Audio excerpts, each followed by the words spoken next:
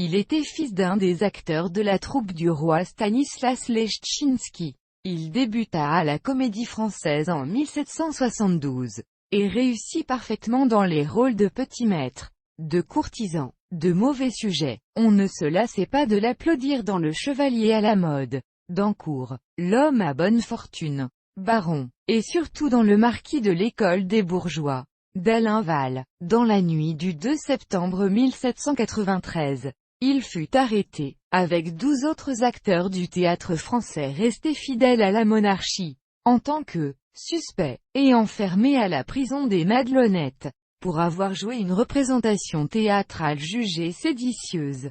Pamela. Il quitta la scène en 1818 et s'installa à Orléans. Il possédait aussi le château de Cours-sur-Loire. Sa tombe était ainsi décrite en 1897. Journal du Loiret, 12 mars 1897.